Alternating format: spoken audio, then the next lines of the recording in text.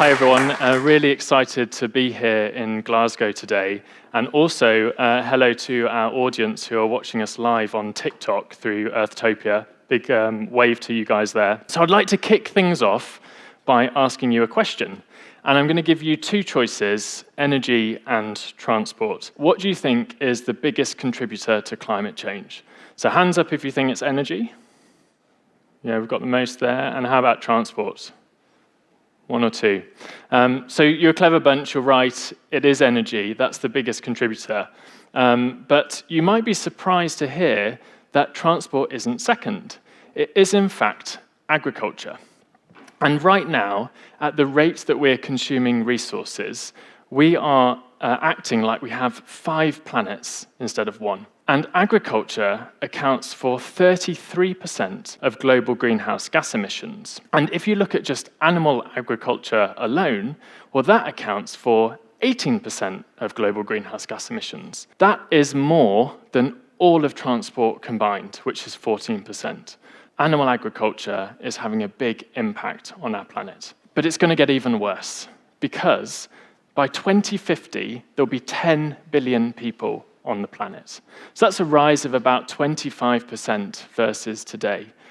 But the demand for meat is going to go up by 70%. Have any of those statistics shocked or surprised you in any way? When I first heard them a few years ago, I was shocked and surprised, and I was disappointed because I love meat. I thought, well, the only thing I can do is stop eating meat. And I come from a family of butchers and farmers, and I couldn't do that.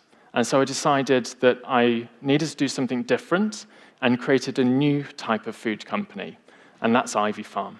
At Ivy Farm, we make cultivated meat. It's real meat. It's exactly the same, but it's made in a different way. It's better for the environment, it's better for animals, and it's better for people too. And we think it's just one of the solutions that our food system needs. So this is a cleaner, greener way of making real meat. It's big news. And today is a really special day. We should have invited the Guinness Book of World Records, because for the first time, we're going to cook and taste the world's first cultivated hot dog live on stage today. Pretty excited. But before we get to that, I would like to welcome our guests that are joining me here today. Thanks very much for joining me, everyone. And first up, big hello to Mike Brown from Earthtopia. So Earthtopia are the largest eco-community on TikTok. They have more than 183,000 followers. So big hello to Mike, and hello to everyone watching us live on TikTok. To my left, we have Poppy O'Toole. Poppy has more than 2 million followers, and she's known as Poppy Cooks to all of them. And to the left of Poppy, we have Charlie Hewson from Humane Society International. Charlie leads their Food Forward campaign. So Charlie, I'd like to start with you with a few questions. And on the build-up to COP, I've been pretty excited to see the HSI campaign around the cow in the room. Could you tell us a little bit about that? Yes, certainly. We've been really excited to be here at COP26. It's such a momentous occasion. So we've been trying to apply some pressure to the campaign. So we've been letting people, we've done a letter and a celebrity letter to Alex Sharma, so to the president of COP, urging them for the first time to really address what we see as the cow in the room. Animal agriculture needs to be, it's central to these climate talks. The impact of animal agriculture is huge. So we need to acknowledge it publicly, it needs to be formally acknowledged, and it needs to be part of these climate discussions. We really need to acknowledge the cow in the room. Absolutely, and I think quite surprising that it wasn't included on the COP agenda. There was nothing to do with animal agriculture, which was quite a surprise. I think I'd love to know a little bit more about the other initiatives that you've got underway, and also the Food Forward campaign. So it's a campaign that we run, it's global, so we're in 13 or 14 countries around the world, and so we offer culinary education, so we work with chefs and major food service, so we can create change at scale. So we've got, in the UK, we have 2 partnerships with major caterers, and they serve hundreds of thousands of meals every day, and they have, they're moving between 25 and 30% of their meals to be plant-based by 2025. So we're looking at really big shifts. And you mentioned some of the statistics on, the carbon emissions and the land use, and they're huge. And I think once people understand those, then it helps them to create that change. And I frequently speak to chefs. I had one chef say to me, yeah, if I just switch everything from beef to chicken, that would be fine. And that just tells me that you don't understand the problem. So, yeah, I'm really excited for all the innovations that are coming. It's such an exciting time to be in the culinary world and to have change. It sounds like there's a huge amount to do to educate people around animal agriculture and the impact that it's having. What role do you see for alternative proteins and alternative proteins like cultivated meat in the future, especially with the rising demand for meat coming? I think the rising demand is frankly terrifying. So many people are trying to do the right thing and reduce their intake, but we know that globally demand is rising. And so if we know that we need a reduction, and if we're going to achieve that, we have to do something different and we have to do it quickly. I think alternative proteins, for me, is the biggest game changer. So whether that be whole food plant-based, whether that be meat alternatives or cultured protein, all of those are so important in helping people to shift their diet and be able to take things forward. And the best bit is that it can be really delicious. Yeah. So change is not difficult. Let's make change easy. Let's make it fun. And as long as you have something wonderful, nobody's going to miss anything. It's just part of a food evolution. And as soon as there's an alternative, things change really quickly. So I'm so excited for alternative proteins. I think it's a huge step forward. Fantastic. And at Ivy Farm, we see cultivated meat as just part of the solution. And we want to work alongside the best of farming. So there's some great farming that's happening in the UK today, and we don't see cultivated meat as an end of all traditional farming.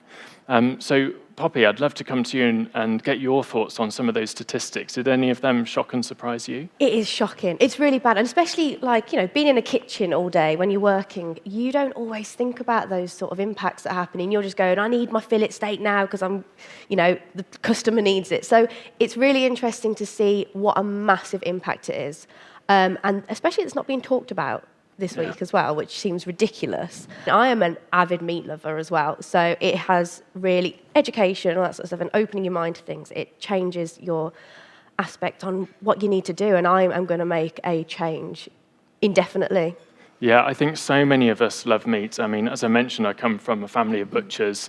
Meat has been a part of my life forever, and I think it's really hard for a lot of us to make that change to plant-based. How are you feeling about being one of the very first chefs in the world to cook a cultivated meat dish? I'm honoured, and I'm so excited because, like you said, this isn't like a stop to all farming, which I think is amazing because they're amazing farmers, and I think actually if you do it on a smaller scale, the welfare of the animal is so much better, and it just means that people can love their job again, especially in agriculture and farming.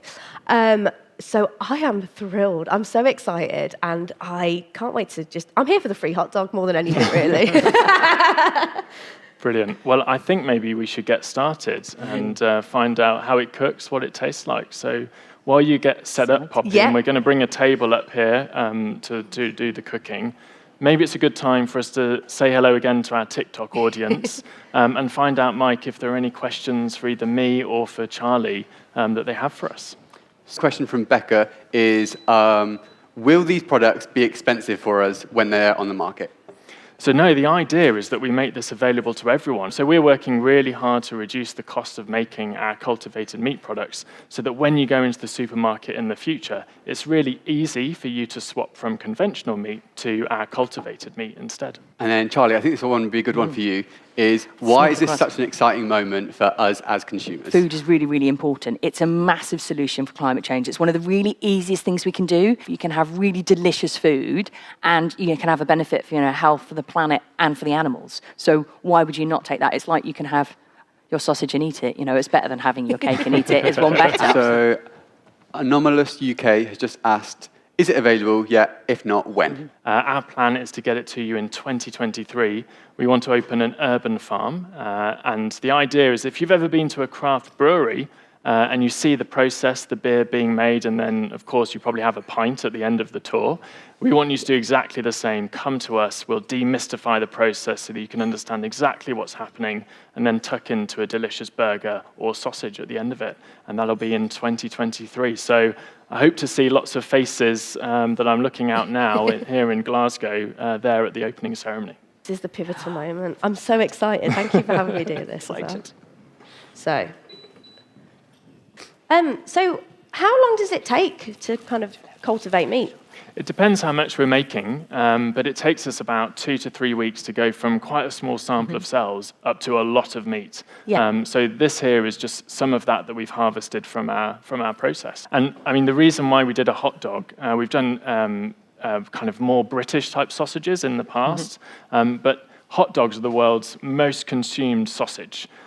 So we wanted to show something that is really applicable to COP, with the nations being here to see it. It is. It's something that everyone's very familiar with as well. Everyone's had a hot dog, haven't they?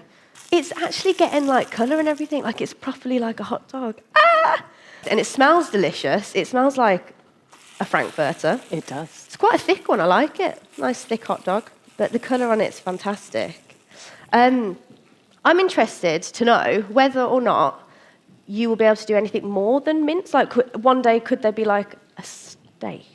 Maybe further in the Yeah. future, but right now we're focused on mincemeat. So we can make burgers, meatballs, sausages, things like that. And the idea, what we're trying to do, is tackle that intensive factory farming and really raise the bar of mincemeat products. So the technology is certainly there to make this type of product. I think in the future we will get there to be able to make things like steak, but that Yeah. will be quite a few years out until we achieve that. But I think by having mincemeat products and working alongside the best of British farming, we can be part of the solution and kind of really give those farmers that really care for the animals and are thinking about the environment, kind of the room to breathe with our alternative too. Right, I'm going to put the hot dog in. But if you can you see the colour on there? Where am I? There we go. Look at that. It's actually got... I'm terrified to drop it. Yeah. It's going in. It might be too big for the bun. It's always a good sign, isn't it, really?